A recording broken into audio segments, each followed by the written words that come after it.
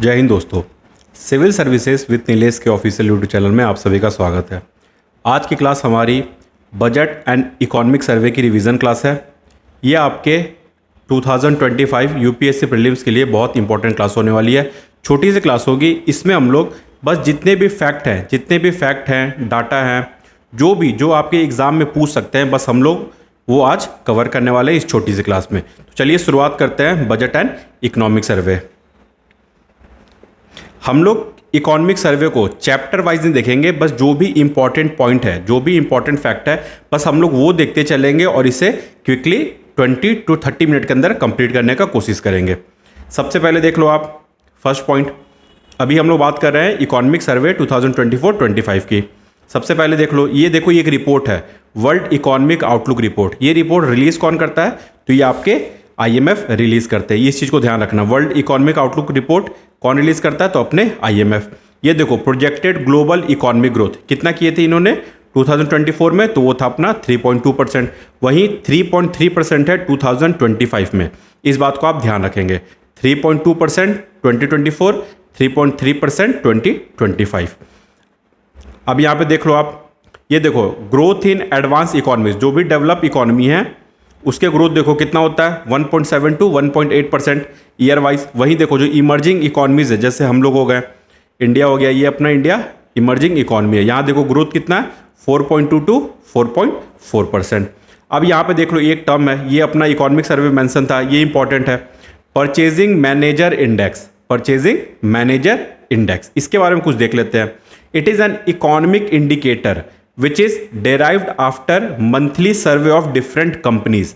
जो भी different companies है उनका एक सर्वे होता है, ठीक है, उनके जो सर्वे से जो डाटा निकलता है उसी को आप परचेजिंग मैनेजर इंडेक्स कहते हो। इट मेजर्स एक्टिविटी, क्या क्या एक्टिविटी को मेजर्स करते हैं? तो अपना परचेजिंग और इनपुट स्टेज, वहीं IIP कैप्चर आउटपुट, ये दोनों ये मेजर करते हैं। नेक्स्ट देख लो, it shows trends in both manufacturing and service sector, दोनों को इंक्लूड करते हैं। साथ ही साथ यहाँ पे एक ये देख लेना, ये तीनों तो इंपॉर्टेंट पॉइंट है। ये लास्ट देख लें, एक और important point, it does not capture informal sector activity. तो अगर ऑप्शन दे देगा तो कंफ्यूज नहीं होना, परचेजिंग मैनेजर इंडेक्स आपका इनफॉर्मल सेक्टर की एक्टिविटी को इंक्लूड नहीं करता है। वहीं देख लो एक और टर्म यहाँ पे, PMI, that means purchasing manager index data for India release by, कौन रिलीज करता है? S&P global. इस बात को ध्यान रखना, ये इंपॉर्टेंट है, अगर आपसे क्वेश्चन पूछे तो ध्यान रखना, S&P global, a major financial info and analytics, इस बात को ध्यान रखना। अब वहीं देखो दो तरीके से है, 0 to 50 एंड 50 to 100। 0 to 50 ये जो आपका परचेजिंग मैनेजर इंडेक्स हो रहा है, इसी के बारे में यहाँ पे बात हो रही है। 0 to अगर 50 आपका रेंज है तो आप हैं एक कंट्रैक्शन इकोनॉमी के अंदर आ रहे हैं, वहीं 50 to 100 है तो आप एक एक्सपेंशन इकोनॉमी के अंदर इंक्लूड होंगे। अगर इंडिया की बात करोगे तो इंडिया देखो, इंडिया का जो मैन्युफैक्चरिंग है, मैन्युफैक्चरिंग परचेजिंग मैनेजर इंडेक्स है वो अपना 55 के अप्रॉक्स है, मतलब ये आपका एक्सपेंशन इकोनॉमी को डिफाइन कर रहा, इस बात को भी ध्यान रखना आप। वहीं देख लो next point, global service PMI, ये कितना है? 53-54, मतलब कंट्रैक्शन है। ये कंट्रैक्शन और एक्सपेंशनरी मेजर हम लोग थोड़ी देर में देखने वाले हैं। वहीं देख लो ग्लोबल मैन्युफैक्चरिंग PMI कितना है? अप्रॉक्स 50% के आसपास, इस बात को भी आप ध्यान रखना। नेक्स्ट देख लो, ये कुछ टर्म है, इन्फ्लेशन, प्रेशरीज, ये सब उतने इंपॉर्टेंट टर्म नहीं है, हम लोग को बस जितना फैक्ट है बस हम लोग वो देखेंगे। अब यहाँ देख लो, India's real GDP growth rate projection कितना है इकोनॉमिक सर्वे के अकॉर्डिंग? 6.5%। इसको ध्यान रखना, ये सब फैक्ट आपसे स्टेटमेंट में फ्रेम कर सकते हैं, 6.5 है। वहीं देखो GDP क्या होता है? प्राइवेट इंडिविजुअल कंजम्पशन एक्सपेंडिचर, जिसको आप C से डिनोट करते हो। I किस क्या है? ग्रॉस फिक्स्ड कैपिटल फॉर्मेशन, ये ज़्यादातर आपके जो प्राइवेट इंडिविजुअल्स हैं उनके द्वारा होता है। वहीं G क्या है? गवर्नमेंट फाइनल कंजम्पशन एक्सपेंडिचर, तो इसको आप G से डिनोट करते हो। वहीं देखो इसके बाद होता है X, C + I + G + X। X क्या है? Net export, X minus import, मतलब एक्सपोर्ट माइनस इंपोर्ट। तो ये देखो, ये अपना हमेशा निगेटिव में है, इस बार -2.6% निगेटिव में, इस बात को ध्यान रखेंगे। तो GDP क्या हो गया? C + I + G + आप net of export and import, वो हो गया आपका जीडीपी। देखो प्राइवेट फाइनल कंजम्पशन मतलब हाउसहोल्ड के द्वारा तो ये कितना है 61.8%, ये सबसे मेजर शेयर है। वहीं देख लो ग्रॉस फिक्स्ड कैपिटल फॉर्मेशन, जो कैपिटल फॉर्मेशन हो रहा है इकोनॉमी वो कितना है 30.1%। वहीं देख लो गवर्नमेंट एक्सपेंडिचर वो कितना है 10.3 एंड नेट एक्सपोर्ट कितना है माइनस का 2.6। इस पॉइंट को भी आप इंपॉर्टेंट करके ध्यान रख लेना। ये देखो क्या है percentage share of nominal GDP. वहीं देख लो यहाँ पे अब नेक्स्ट स्ट्रॉन्ग एक्सटर्नल सेक्टर। ये देखो current account deficit, current account अपने इंडिया में करेंट अकाउंट डेफिसिट है। क्या इसका क्या मतलब है कि अपना इंपोर्ट ज़्यादा है एक्सपोर्ट कम है, इंपोर्ट अपना ज़्यादा है एक्सपोर्ट कम है, इसलिए हम लोग करेंट अकाउंट डेफिसिट देखने को मिलता है। अब यहाँ देख लो मर्चेंटाइज ट्रेड बैलेंस, फिर से service trade balance and net private transfer. ये देखो जो मर्चेंटाइज ट्रेड बैलेंस है ये हमेशा अपना ऑलवेज इन डेफिसिट रहता है। क्या मतलब इसका कि जो इंपोर्ट है वो ज़्यादा हो रहा है एक्सपोर्ट कम हो रहा है। वहीं देखो सर्विस सेक्टर जो है अपना और जो नेट प्राइवेट ट्रांसफर है ये दोनों प्लस में है। इसका मतलब क्या है कि एक्सपोर्ट हमारा ज़्यादा है इंपोर्ट हमारा कम है। इस चीज़ को ध्यान रखना, कंफ्यूज नहीं होना। मर्चेंटाइज मतलब गुड्स वगैरह की बात हो रही है यहाँ पे, ये क्या अपना निगेटिव में चल रहा है। वहीं सर्विस सेक्टर वगैरह क्या है ये अपना पॉजिटिव में चलता है। इस पॉइंट को भी ध्यान रखना आप। वहीं देख लो इसके बाद क्या किसके बारे में बात हो रही है तो ये अपना कैपिटल एक्सपेंडिचर के बारे में बात हो रहा। तो कैपिटल एक्सपेंडिचर अब हर साल आपको एक इंक्रीजिंग ट्रेंड में देखने को मिल रहा। अभी कितना है 21.4%। This will support our growth journey, क्योंकि कैपिटल फॉर्मेशन से ही आपका इकोनॉमी बूस्ट करता है। इस बात को भी नोट डाउन कर लेना। Union capex as percentage of total expenditure, suppose जो 100 रुपीज टोटल एक्सपेंडिचर है, एक्सपेंडिचर के अंदर क्या आ रहा है रेवेन्यू एक्सपेंडिचर भी आ रहा और कैपिटल एक्सपेंडिचर भी आ रहा। तो कैपिटल एक्सपेंडिचर कितना अपना 21.4%। इस बात को नोट डाउन करके चलना। हैज कंटिन्यूसली इंप्रूव्ड सिंस 2021, उसके बाद से ये कंटिन्यू इंक्रीज हो रहा। अभी कितना है 21.4%। नेक्स्ट देख लो आप इन्फ्लेशन रेट क्या है। हेडलाइन इन्फ्लेशन मतलब total inflation in the economy, total inflation आपका कितना है इकोनॉमी में उसे ही आप हेडलाइन इन्फ्लेशन कहते हो। ये कितना अभी 4.9% 2024 में। विद इन लिमिट, जो लिमिट है उसके अंदर ही है। लिमिट क्या है 4 ± 2%, ये लिमिट है तो इसी के अंदर है 4.9%। वहीं एक चीज़ और देख लो, ये तो हो गया हेडलाइन इन्फ्लेशन के बारे में। यही एक बात होती है और कोर इन्फ्लेशन के बारे में।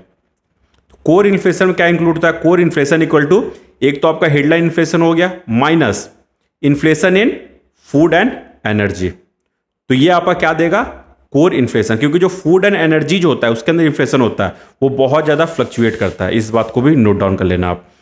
यहीं देख लो ये सब बैंकिंग वगैरह के बारे में है तो ये सब आपके लिए उतना इंपॉर्टेंट नहीं है। हाँ अब ये देख लो नेक्स्ट, ये एक रिपोर्ट होता है फाइनेंशियल स्टेबिलिटी रिपोर्ट। तो अगर आपसे इस एग्जाम में ऑप्शन दे दे कि फाइनेंशियल स्टेबिलिटी रिपोर्ट कौन पब्लिश करता है तो आपके आरबीआई पब्लिश करते हैं। इस चीज़ को इस पॉइंट को इंपॉर्टेंट करके पूछ लेना, ऐसे एक पीवाईक्यू में पूछा हुआ है। तो फाइनेंशियल स्टेबिलिटी रिपोर्ट कौन रिलीज करता है तो आपके आरबीआई।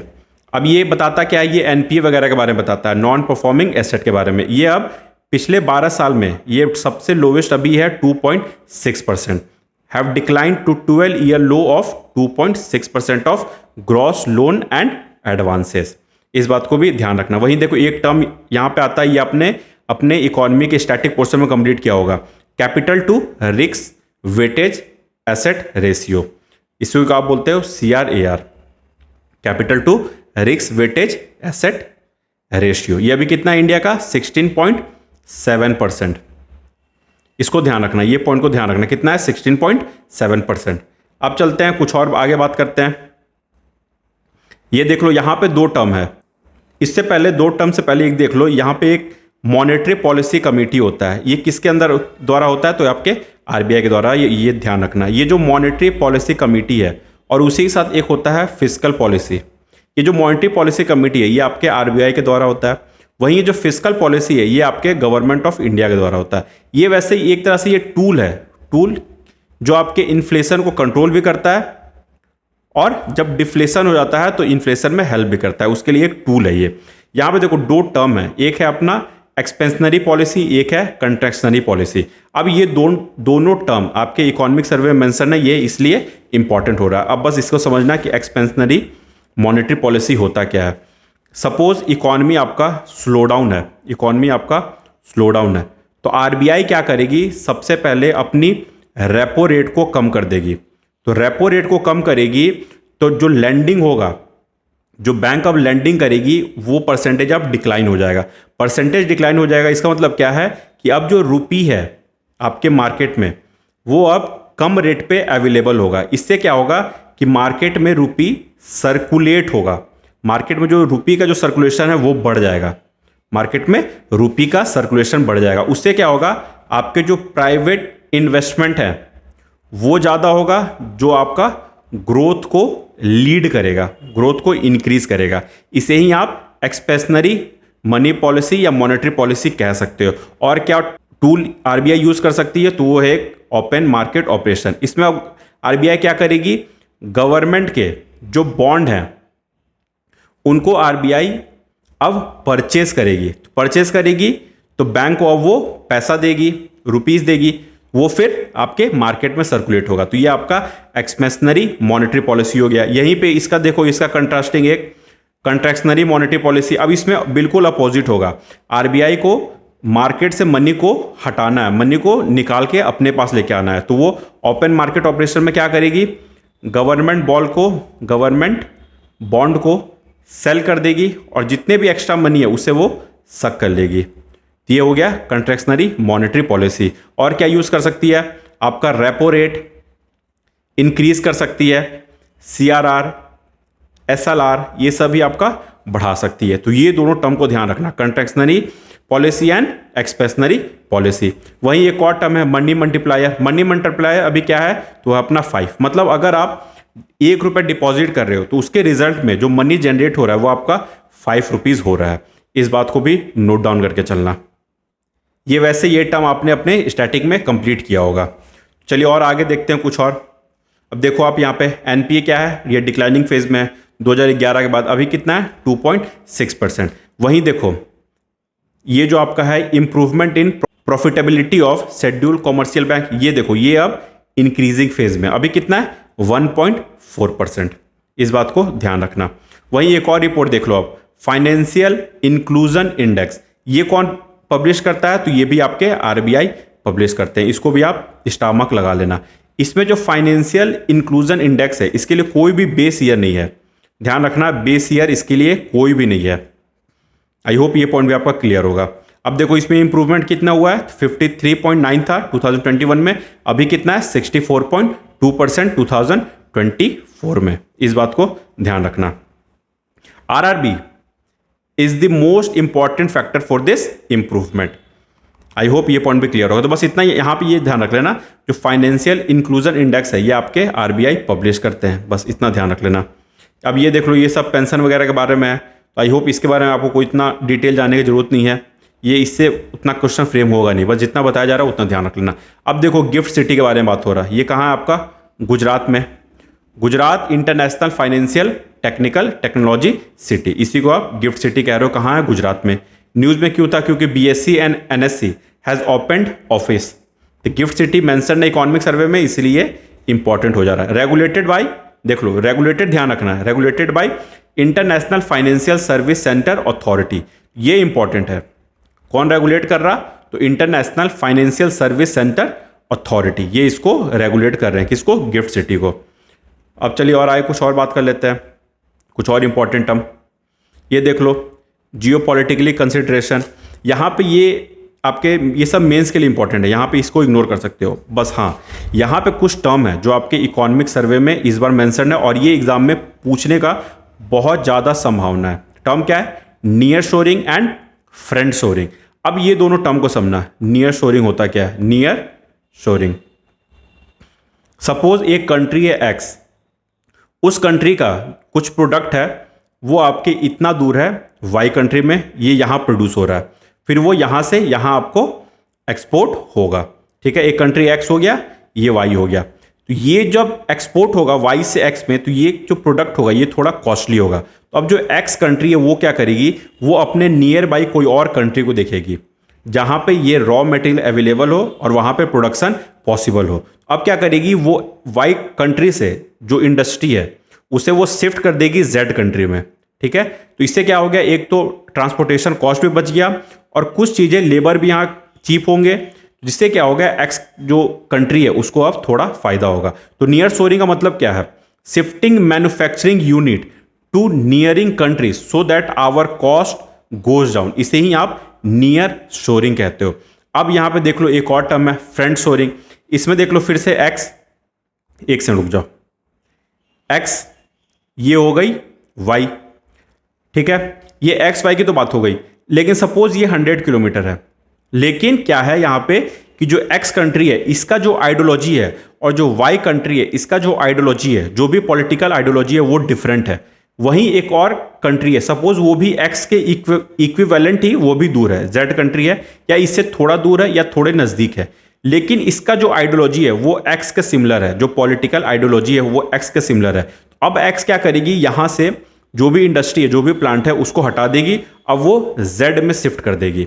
इसे ही आप कहते हो फ्रेंड शोरिंग, मतलब पॉलिटिकली आइडियोलॉजी जो है वो सेम होगा, उसके बाद अगर इंडस्ट्री शिफ्ट हो रहा है तो उसे आप फ्रेंड शोरिंग कहते हो। इस बात को ध्यान रखना। आई होप ये दोनों टर्म क्लियर होगा, ये एग्जाम के लिए इस साल के लिए बहुत ज़्यादा इंपॉर्टेंट है। वहीं ये सब देख लो, रेड सी, हरमुज स्टेट, ये हमारी बात हो चुकी है, पनामा कैनाल, ये सब हमारी बातें, ये देखो ये सब न्यूज़ में है, red sea, Hormuz strait and Panama canal, इसलिए ये इंपॉर्टेंट है। ये आप हमारी मेरी मैपिंग की लेक्चर देख लेना, 3 घंटे की लेक्चर है, उसमें ये सारे चीज़ें बहुत अच्छे से चीज़ें कंप्लीट हो रखी है, आप उसे एक बार जरूर देख लेना। अब यहाँ पे देख लो टैरिफ पॉलिसीज वगैरह, ये सब भी उतने इंपॉर्टेंट नहीं है। देख लो ओवरऑल टैरिफ रेट्स जो हैं वो डिक्रीज हुए हैं, पूरे जो ग्लोबल मार्केट है उसमें ओवरऑल जो टैरिफ रेट है वो डिक्रीज हुआ है, बस इतना ध्यान रखना। वहीं देख लो non tariff measure, non tariff measure में क्या क्या है, तो आपके technical barrier to trade, export related measure, price control measure, ये सब आपके सैनिटरी एंड अदर मेजर, ये आपके नॉन टैरिफ बैरियर वगैरह में आ जाते हैं। अब देख लो a report by UNCTAD shows evidence of increased use of non-tariff measure by countries to adopt and mitigate climate change। ये बस इस पॉइंट को ध्यान रखना, किसका रिपोर्ट है, अंगटाड का ये रिपोर्ट है, इस चीज को ध्यान रखना। अब नेक्स्ट कुछ और इंपॉर्टेंट देख लेते हैं, बीओपी क्राइसिस के बारे में या बैलेंस ऑफ पेमेंट के बारे में बात कर लेते हैं। जो इंडिया का जो करेंट अकाउंट डेफिसिट है ये 1.2% ऑफ जीडीपी है। करेंट अकाउंट डेफिसिट है क्यों है बता दिया मैंने, कि जो आपका इंपोर्ट है वो ज़्यादा है, एक्सपोर्ट आपका कम है। रीज़न क्या है, mercantile trade deficit, always in deficit, तो इसमें कंफ्यूज नहीं होना, अगर एग्जाम में स्टेटमेंट आ जाए तो कंफ्यूज नहीं होना। Private transfer R mainly driven by remittances by Indian employees overseas, जो भी बाहर जो जॉब करने जा रहे हैं वो इंडिया में क्या भेजते हैं, रेमिटेंसेज भेजते हैं, ठीक है। तो यही यहाँ पे बात हो रही है।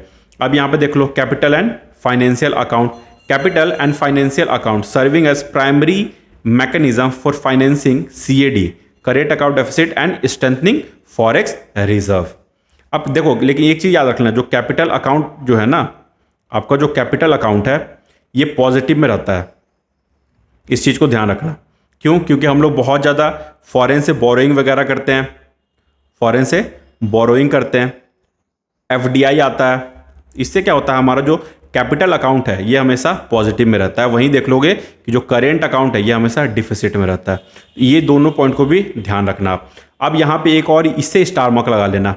अब देख लो FDI, फॉरेन डायरेक्ट इन्वेस्टमेंट, ये सेक्टर वाइज हायर से लोअर ऑर्डर में एक बार जरूर देख लो आप। सबसे ज़्यादा कहाँ पे FDI आता है, तो अपना है सर्विस सेक्टर। सर्विस सेक्टर में कहाँ है, तो फाइनेंस एंड इंश्योरेंस में। उसके बाद कंप्यूटर सर्विस एंड हार्डवेयर, तो ध्यान रखना सबसे पहले सर्विस सेक्टर, उसके बाद कंप्यूटर सेक्टर, उसके बाद ट्रेडिंग, उसके बाद non conventional energy and then cement and gypsum product, उसके बाद कंस्ट्रक्शन आपका इंफ्रास्ट्रक्चर वगैरह में जैसे इलेक्ट्रिसिटी एनर्जी ये सब हो गई, उसके बाद आपका इलेक्ट्रिसिटी एनर्जी वगैरह हो गया।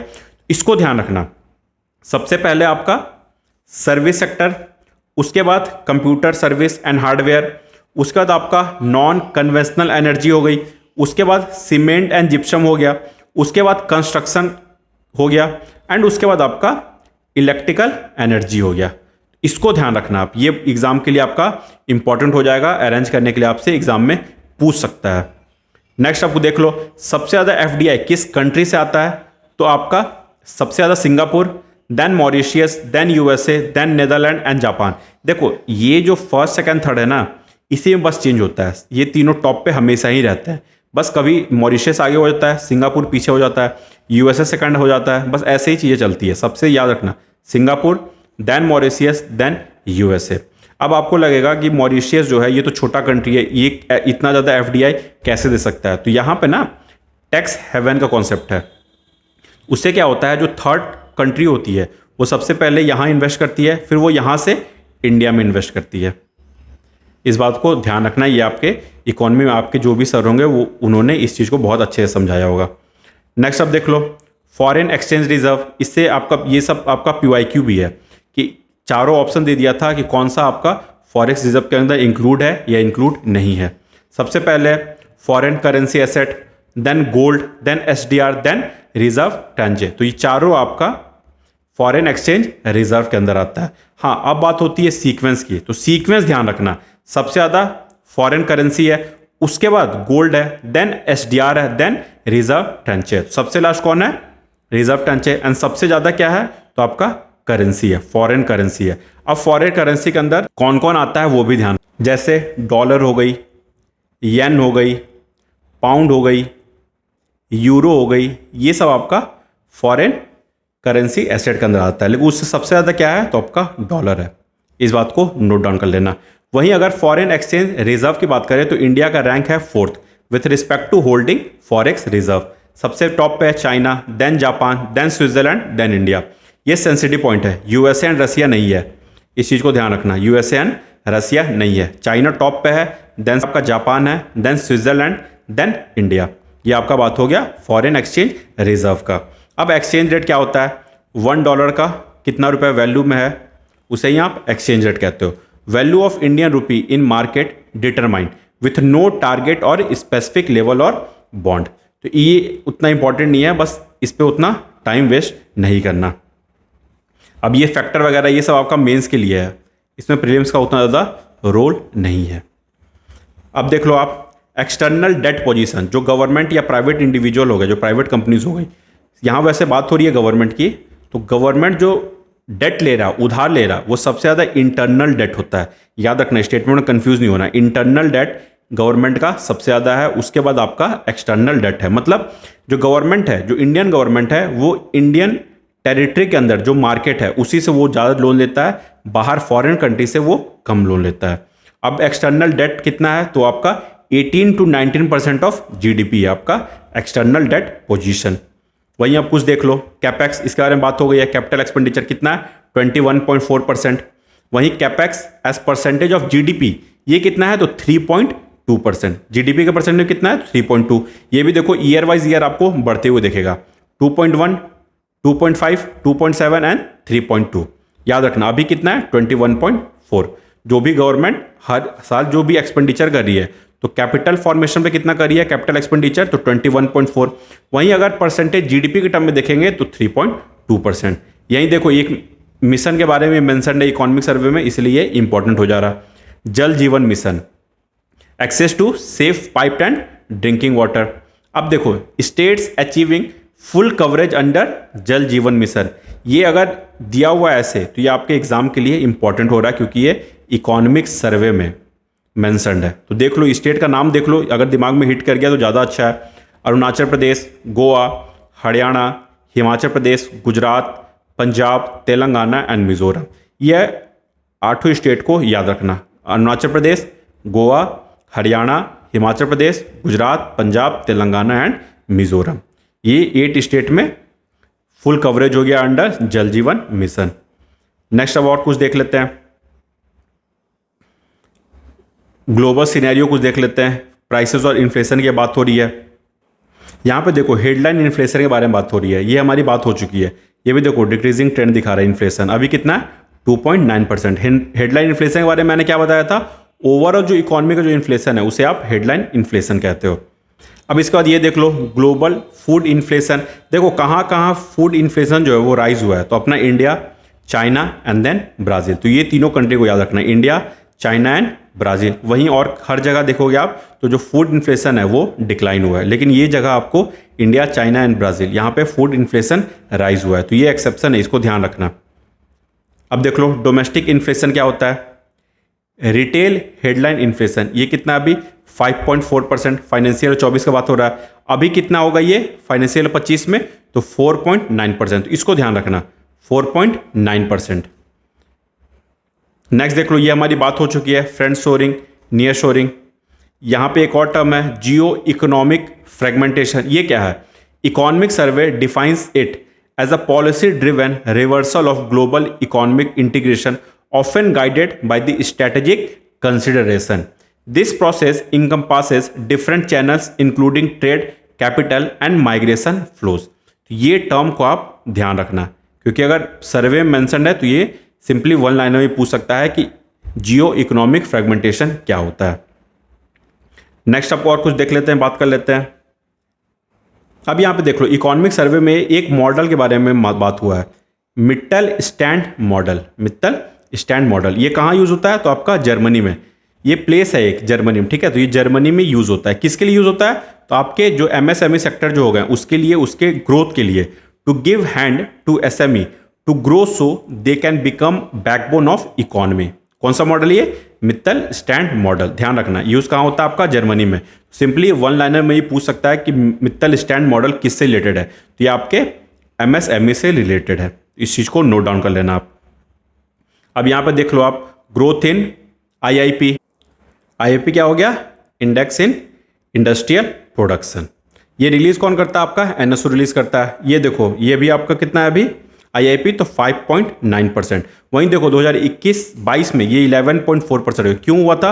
बिकॉज ऑफ बेस इफेक्ट, मतलब जो उसके पिछले साल था कोरोना के ईयर में, वहां पे निगेटिव चला गया था, 8.4 हो गया था, उसके बाद सडन राइज हुआ, ये आपका 11.4% हो गया। तो ध्यान रखना आईआईपी कौन ये डाटा रिलीज कर रहा? तो आपका एनएसओ, मिनिस्ट्री ऑफ स्टैटिक, ठीक है। इस चीज को ध्यान रखना आप। अब सर्विस सेक्टर देख लो, service sector contributes to total, ये कितना कंट्रीब्यूट करता है फाइनेंशियल में? कितना इंक्लूड किया 14 में? तो 50.6। अभी कितना ये सपोर्ट कर रहा? तो आपका 55.3% फाइनेंशियल 25 में, ठीक है। देखो सर्विस सेक्टर वैसे इकोनॉमी के बूस्ट के लिए तो हेल्प है, लेकिन अगर इंप्लॉयमेंट जनरेशन की बात करेंगे तो ये डिक्लाइनिंग फेज में दिखाता है, क्योंकि ये उस लेवल का आपको इंप्लॉयमेंट जनरेशन नहीं दिखाता है, but not greatly resulting into employment generation. इस चीज को ध्यान रखना।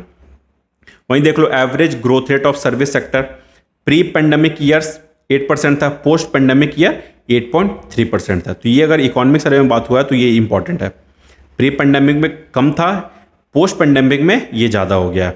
अब इंडिया शेयर देख लो, India share in global service export 4.3% share है, ठीक है। ग्लोबल सर्विस एक्सपोर्ट में इंडिया का जो शेयर है वो 4.3% है। रैंक क्या कर रहा? 7th कर रहा वर्ल्ड वाइड। रैंक 7th है world wide.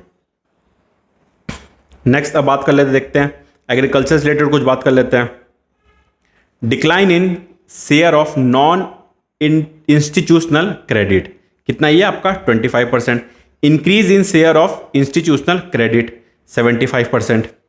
Non institutional credit मतलब जो भी आपके जो फार्मर वगैरह थे, जो नॉन इंस्टीट्यूशनल जो सेक्टर है, ठीक है, उससे जो लोन लेते थे उसे आप नॉन इंस्टीट्यूशनल क्रेडिट कहते हो। इंस्टीट्यूशनल क्रेडिट क्या हो गया? आपके शेड्यूल कमर्शियल बैंक वगैरह हो गए, ये आपके इंस्टीट्यूशनल हो गए। इंस्टीट्यूशनल जो लोन प्रोवाइड कर रहे हैं वो इंक्रीज हुआ है, कितना 75% अभी है, और नॉन इंस्टीट्यूशनल क्रेडिट आपका 25% है। इस बात को भी नोट डाउन कर लेना आप। वहीं रिसेंट ईयर में देखोगे आप तो जो एग्रीकल्चर सेक्टर है ये ग्रोइंग फेज में, ठीक है, ये ग्रोथ दिखा रहा है। हर साल आपका अप्रॉक्स 5% ग्रोथ होता ही है, फाइनेंशियल ईयर 17 से लेकर अभी तक, फाइनेंशियल ईयर 2023 तक। वहीं देख लो मोस्ट कंट्रीब्यूटिंग सेक्टर कौन सा है? तो आपका हॉर्टिकल्चर का सेक्टर है मोस्ट कंट्रीब्यूटिंग सेक्टर। वहीं ग्रॉस वैल्यू एडिशन जो है ये भी आपका एग्रीकल्चर सेक्टर में इंक्रीजिंग फेज में देखने को मिला है। फाइनेंशियल 15 में कितना था? 24.38%। अभी कितना है 23 में? तो आपका 30.23%। वहीं सनराइज सेक्टर क्या होता है? वैसे सेक्टर, वैसे इंडस्ट्री जिनके पास बहुत ज़्यादा पोटेंशियल है कि वो इन फ्यूचर बहुत बड़ी इंडस्ट्री बन के निकले। High growth rate, high innovation, इसे ही आप सनराइज सेक्टर कहते हो। A sector that is just in its infancy, मतलब अभी वो बच्चा है, but shows promise of a rapid boom. For example, hospitalities industry, fisheries, food processing industry, horticulture, IT, retail sector, telecom, information and technology. वहीं देखो ये याद रखना, ऑटोमोबाइल एंड टेक्सटाइल सेक्टर ये आपका सनराइज सेक्टर में नहीं आएगा, क्योंकि एक ये वेल एस्टेब्लिश सेक्टर पहले से बना हुआ है. इस पॉइंट को नोट डाउन कर लेना, सनराइज सेक्टर होता क्या है. अब इधर कुछ और लास्ट बात कर लेते हैं. ये देख लो कुछ इसमें इंपॉर्टेंट है, तो ये वैसे ही उतने देखो, ये बस ये याद रख लेना. मिशन लाइफ किससे रिलेटेड है, तो आपका क्लाइमेट चेंज, इन्वायरमेंट वगैरह से रिलेटेड है. वहीं आप देख लो, Indian labour market indicates have improved with unemployment rate declining. अगर आपसे पूछ ले कि अनएम्प्लॉयमेंट रेट क्या डिक्लाइन हुआ है, तो जी हाँ डिक्लाइन हुआ है. 17-18 में 6% था, अभी देखो 23-24 में ये आपका 3.2% है. इतना ही डाटा को ध्यान रखना आप इकोनॉमिक सर्वे से, इससे आपका काम हो जाएगा एग्जाम में. अगर क्वेश्चन आ गया तो इधर ही से आपको देखने को मिलेगा, और आप इजीली फैक्ट ध्यान रख लेना, ये सब चीज़ें ध्यान रखना, पॉइंट वगैरह ध्यान रखना, डाटा ध्यान रखना, आपका काम हो जाएगा. अब कुछ बजट के बारे में देख लेते हैं. वैसे बजट से रिलेटेड हमारी बातें पूरे 1 घंटे में इससे पिछले लेक्चर में हो चुकी है, जिसमें हमने PYQ बजट से रिलेटेड PYQ देखा था, साथ ही साथ कुछ करंट की बातें देखी थी जो बजट 2025-26 से रिलेटेड था. देखो इंजन ऑफ डेवलपमेंट कौन कौन है, तो आपका एग्रीकल्चर है, MSME है, इन्वेस्टमेंट है एंड एक्सपोर्ट है. ये आपका इंजन ऑफ डेवलपमेंट है. तो चारों ध्यान रखना आप, agriculture, MSME, investment and export. वहीं यहाँ ये देख लो, क्वेश्चन यहाँ से पूछता है, ये इंपॉर्टेंट है, इससे क्वेश्चन पूछता है कि रुपीज कम फ्रॉम, रुपीज कहाँ से आ रहा है. ठीक है, 24% कहाँ से आ रहा है, बोरोइंग से. 22% इनकम टैक्स से. ये हायर से लोअर ऑर्डर, लोअर ऑर्डर से हायर ऑर्डर में अरेंज करने के लिए ध्यान रखना. 22% कहाँ से, income tax. 18% GST, 17% corporate tax, 8% non tax receipt, 5% union excise duty, 4% custom. इतना ध्यान रख लेना. टॉप 5 ध्यान रख लेना, borrowing 24%, income tax 22, GST 18, corporation tax 17, non tax receipt 8% and union excise duty 5%. वहीं रुपीज जा कहाँ रहा है, 22% जा रहा, state share of taxes and duties, 20% interest payment में जा रहा, 60% आपका सेंट्रल सेक्टर स्कीम में जा रहा, 8% सेंट्रली स्पॉन्सर्ड स्कीम में जा रहा, 8% अदर ट्रांसपोर्ट में जा रहा, 8% डिफेंस में जा रहा, 8% other expenditure, 6% subsidies and 4% pension. तो ये दोनों आपके लिए बहुत ही ज़्यादा इंपॉर्टेंट होने वाला है. इसे टॉप 5 दोनों में आप ध्यान रख लेना. वहीं देख लो टैक्स रेवेन्यू, देख लो जो रेवेन्यू आ रहा है टैक्स रेवेन्यू, वो कहाँ कहाँ सबसे ज़्यादा हो रहा है. इनकम टैक्स सबसे ज़्यादा है, उसके बाद GST है, उसका बाद आपका कॉर्पोरेशन टैक्स है, then excise duty, then custom duty. तो ये सीक्वेंस में याद रखना है इंक्रीजिंग ऑर्डर में. Income tax, then GST, then corporation tax, then excise duty and then custom duty. वहीं जो आपका डायरेक्ट टैक्स है ये ज़्यादा है as compare to indirect tax because of income tax. अब इसका देख लो आप, trend in net receipt of centre. Net tax revenue सबसे ज़्यादा, then non tax revenue and then non debt capital receipt. ये देख लो एक और इंपॉर्टेंट फिस्कल डेफिसिट, इसके बारे में हमारी बात हो चुकी है. अभी कितना है 25-26 में, तो आपका 4.4% फिस्कल डेफिसिट है. सोर्सेज ऑफ डेफिसिट फाइनेंसिंग, ये भी हमारी बातें हो चुकी है. मार्केट बोरोइंग्स होता है जब गवर्नमेंट क्या करेगी, गवर्नमेंट ऑफ इंडिया अपनी जो गवर्नमेंट सिक्योरिटी इशू करेगी, किसको सिक्योरिटी इशू करेगी, RBI को. फिर उसके बाद RBI से वो मनी ले लेगी, पैसा ले लेगी, उससे वो डेफिसिट फाइनेंस करती है. उसके बाद सेकंड क्या है, ये तो सबसे हाईएस्ट हो गया. Then security against small saving and then others. इससे आपका जो गवर्नमेंट है वो अपने डेफिसिट को फाइनेंस करती है.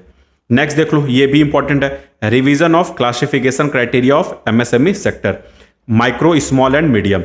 करंट क्या था 1, मतलब 1 करोड़, इन्वेस्टमेंट 1 करोड़ था, इसको अब रिवाइज करके 1 कितना बन गया 2.5%. इसको ध्यान रखना. वहीं स्मॉल के लिए 10 करोड़ था, अब वो रिवाइज करके 25% हो गया. वहीं मीडियम के लिए 50 करोड़ था, वो रिवाइज करके 125 करोड़ हो गया, मतलब इंटू 2.5. तो इन्वेस्टमेंट में क्या हुआ है इंटू 2.5. वहीं टर्नओवर में इंटू 2 हुआ है. 5 का 10 हो गया, 50 का 100 हो गया, 250 का 500 हो गया. इसको ध्यान रखना, ये एग्जाम में इस बार के लिए इंपॉर्टेंट है. चेंजेस हुए इसलिए इंपॉर्टेंट है. अब यहां पे देख लो एक सबसे इंपॉर्टेंट बोर्ड, मखाना बोर्ड का इस्टेब्लिशमेंट हुआ है. इस चीज को ध्यान रखना. मखाना बोर्ड कहां हुआ है, बिहार में. Largest producer of export in India. इसके लिए याद रखना, इसके लिए आपको लूमी सॉइल का जरूरत पड़ता है. लूमी सॉइल का जरूरत पड़ता है। साथ ही साथ रेनफॉल आपका 150 से 200 सेंटीमीटर के अप्रोक्स होना चाहिए। ठीक है, तो ये सब बातें आप ध्यान रख लेना मखाना सॉइल के लिए, to be setup in Bihar. I hope ये चीज़ भी आपकी बजट भी कंप्लीट हो गई होगी। बहुत मतलब मिनिमम बहुत कम समय का क्लास था, लेकिन ये क्लास आपके लिए बहुत फ्रूटफुल होने वाला है। अब क्या करना, ये बजट एंड इकोनॉमिक सर्वे देख लेना, साथ ही साथ पीवाईक्यू देख लेना इसके पहले जो क्लास में हुई थी। तो आई थिंक आपका budget and economic survey complete हो जाएगा इस बार के प्रीलिम्स के लिए। तो चलिए इस क्लास को यहीं कंप्लीट करते हैं। Thank you, have a wonderful day and all the best for your upcoming prelims. Thank you so much.